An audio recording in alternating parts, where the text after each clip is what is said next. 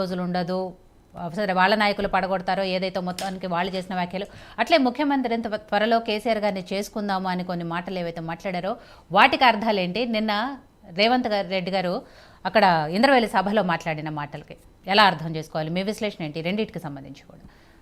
ఇప్పుడు బీఆర్ఎస్ నాయకులు ఏం మాట్లాడినా లేదా ముఖ్యమంత్రి గారు ఏం మాట్లాడినా అంత అర్థం తెలియనటువంటి బ్రహ్మ పదార్థాలు ఏం కాదు. ఆ పదాలు గాని లేకపోతే ఆ మాటలు గాని లేకపోతే వాటి భావం గాని ఎందుకు మాట్లాడుతున్నారు అంటే రెండు పార్టీలకు చెందినటువంటి వాళ్ళు కొద్ది రోజుల్లో పక్షం రోజుల్లో ఎన్నికల నోటిఫికేషన్ రాబోతా ఉంది. ఎన్నికల ప్రకటన లేదా నోటిఫికేషన్ లోక్సభ ఎన్నికలకి. ఆ లోక్సభ ఎన్నికలకు 100 రోజుల పాటు మేమేం మాట్లాడము అని చెప్పేసి బీఆర్ఎస్ వాళ్ళు చెప్పినప్పటికీ వాళ్ళు మాట్లాడకుండా ఉండేట్లయితే ఆ పార్టీకి ఎన్నికలు అయిపోతాయి. లోక్సభ ఎన్నికలు కూడా లోక్సభ ఎన్నికలు అయిపోయేంత వరకు మాట్లాడకుండా ఉంటే ప్రతిపక్షంగా జనం దగ్గరికి వాళ్ళే వెళ్తారు. అందుకని ఏం మొదటి నుంచి పరోక్షంగానో ప్రత్యక్షంగానో లేకపోతే మరొక విధంగానో ఆ విధమైనటువంటి ప్రచారాన్ని స్టార్ట్ చేసినటువంటి వాళ్ళు బీఆర్ఎస్ వాళ్ళు. దానికి సహజంగానే కాంగ్రెస్ వాళ్ళకి స్పందిస్తూ ఉంటాయి. ఇక్కడ నేను ఒకటి మాత్రం స్పష్టం చెప్పదలుచుకున్నాను. పరుష పదజాలం, నిందాపూర్వకమైనటువంటి పదజాలం ఎవరు వాడినా తప్పే. గతంలో చూసాం మన బండి సంజయ్ గారు ఆయన ఏ విధంగా మాట్లాడింది, లేకపోతే కేసీఆర్ గారు సన్నాసుల భాషని తెలంగాణకి బంగారు తెలంగాణకి సన్నాసుల భాషని ఇంట్రడ్యూస్ చేసింది ఆయనే కదా.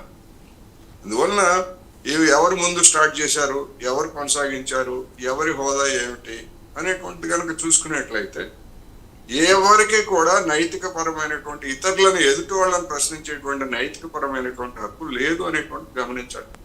మరి 9 ఏళ్ళు 10 ఏళ్ళు ముఖ్యమంత్రిగా చేసినటువంటి కేసీఆర్ భాష ప్రతిపక్షాల మీద ప్రతిపక్ష పార్టీలు కావచ్చు లేదా వ్యక్తుల మీద కావచ్చు వాడినటువంటి భాష ముఖ్యమంత్రిగా ఉండగానేగా వాడింది. మరి అది సమర్థనీయమా? కాదు కదా. అందువలన రేవంత్ రెడ్డి గారు కూడా అదే పద్ధతిలో దానికి ధీటుగా మాట్లాడారు. ఎందుకంటే అది ఎన్నికల సభ. నేను సమర్థిస్తున్నానని కాదు, సందర్భాన్ని బట్టి రెండు పార్టీలు అదే విధమైనటువంటి ధోరణితో ఉన్నాయి. రాబోయేటువంటి రోజుల్లో ఇంకా తీవ్రమైనటువంటి పదజాలాన్ని కూడా ఉపయోగించేటువంటి పరిస్థితులు వస్తాయి. అది అంటే భయం వేస్తుంది అనమాట. పక్కనే ఉన్నటువంటి ఆంధ్రప్రదేశ్ ఎంత నీచ స్థాయికి దిగజారి వాళ్ళు ఇంట్లో ఉన్నటువంటి ఆడవాళ్ళను కూడా వాళ్ళ క్యారెక్టర్లను కూడా బహిరంగపరిచినటువంటి దరిద్రపు సంస్కృతికి అక్కడ తెరదీస్తే రేపు రాబోయేటువంటి ఎన్నికల్లో ఇక్కడ కూడా అలాంటి పరిస్థితిని కనుక ఎవరైనా సృష్టించారంటే అది తెలంగాణకే అవమానకరం అనేటువంటిది కూడా మనం గమనించాలి. అందువలన అయితే ఒకటి నిన్న మొత్తం మన రేవంత్ రెడ్డి గారు మాట్లాడినటువంటి ఉపన్యాసం అంతా ప్రత్యక్ష ప్రసారం టీవీల్లో వచ్చింది, అందరం విన్నాం. కొన్ని మాటలు కఠినంగా లేదా కొన్ని వర్ణనలు కఠినంగా ఉన్నాయి తప్ప అన్పార్లమెంటరీ లాంగ్వేజ్ అనే దానికి వచ్చేసరికి ఆ విధంగా అంటే ఇప్పుడు కోదండం వేసి కొట్టండి లేకపోతే ఇంకోటి ఇట్లాంటివి చేయండి, ఇది అన్పార్లమెంటరీ లాంగ్వేజ్ కాదు. మామూలు ప్రాంతీయ భాషలో ఉన్నటువంటి వాడుక భాషలో ఉన్నటువంటి పదాలు. అయితే అవి తీవ్రమైనవా కాదా అంటే తీవ్రమైనవే. ఎవరు మాట్లాడినా అటువంటి పదజాలన్నీ ఉపయోగించాల్సినటువంటి అవసరం లేదు. ఆయన ఇంకోటి కూడా అన్నారు పరోక్షంగా, మీ చెరుకు తోటల్ని అడవి పందులు నాశనం చేసినట్టుగా రాష్ట్రాన్ని కేసీఆర్ కుటుంబం నాశనం చేసింది అనేటువంటి పదజాలను కూడా ఆయన ఉపయోగించారు. అంటే పేరు పెట్టి వాళ్ళు అనలేదు కానీ పోలిక. అందువల్ల రాబోయేటువంటి రోజుల్లో ఈ విధమైనటువంటి పోలికలు పరోక్షంగా కొద్ది రోజులు పరోక్షంగా ఉంటుంది, తర్వాత అది ప్రత్యక్షంగానే మారిపోయేటువంటి అవకాశం ఉంది. అందుకని విధానాలమైన చర్చ కాకుండా ఇవి ఏమంటారు, బీఆర్ఎస్ వాళ్ళు ఏమంటారు, మీరే కదా చెప్పారు 9వ తారీఖు అమలు చెప్తామని అంటారు. ఎస్, వాళ్ళే చెప్పారు. మరి వాళ్ళు చెప్పినప్పుడు వాళ్ళకి మీరు ఇచ్చినటువంటి ఖజానా ఏమిటి, ఎంత ఉన్నది? వాళ్ళు చెప్పినటువంటి వాగ్దానాన్ని అమలు జరపడానికే కాదు, ఉద్యోగులకి వేతనాలు ఇవ్వడానికి కూడా ఈ నెల ఇంతవరకు పెన్షన్లు వేతనాలు ఇవ్వలేదు. ఎందుకు ఇవ్వలేదంటే అక్కడ ఏమి లేవు.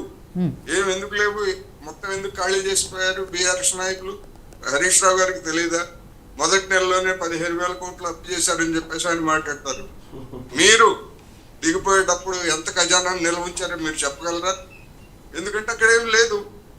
రావాలి జనకూలీలాగా అడ్డా మీద దినకూలీలాగా ఆ రోజు పని చేస్తే సాయంత్రానికి కూలి డబ్బులు తీసుకొని వంట చేసుకుంటారు. ఇవాళ రాష్ట్ర ప్రభుత్వ పరిస్థితి ఆ స్థాయికి దిగజారింది. ఒక నెల రోజులకు సరిపడా అడ్వాన్స్ గా కావాల్సినటువంటి అవసరాలకు కావాల్సినటువంటి డబ్బులు కూడా ఇక్కడ లేవు. మొత్తం అంతా తుడిచేశారు. ఎన్నికలకు ముందే తుడిచేసినటువంటి వాళ్ళు మీరే కదా చెప్పారు. ఎస్, చెప్పిన మాట వాస్తవం. దానికి కొంత సమయం ఇవ్వాలి, కానీ అదేమి కాకుండా మీరే కదా చెప్పారు. మరి మీరు చెప్పినవి కూడా చాలా ఉన్నాయి. వాటి సంగతి ఏమిటి? మరి సంవత్సరాల తరబడి జనం వెయిట్ చేశారు కదా. అందుకని నేనేమంటున్నానంటే బీఆర్ఎస్ వాళ్ళు కానీ బీజేపీ వాళ్ళు కానీ ఈ విధమైనటువంటి దాడి, రాజకీయ దాడి, భౌతికమైన దాడి కాదు, రాజకీయపరమైనటువంటి దాడి ఎంత చేసినా కానీ కింద ఉన్నటువంటి జనం అర్థం చేసుకుంటారు. వీళ్ళకి వెసులుబాటు ఇవ్వాలి. 3 నెలలు అన్నారు, 100 రోజులు అన్నారు. ఆ మేరకు ఇచ్చిన తర్వాత కూడా వాళ్ళ పెర్ఫార్మెన్స్ బట్టి అప్పుడు జనం వీళ్ళు ఇచ్చేటువంటి మాటలకి విలువ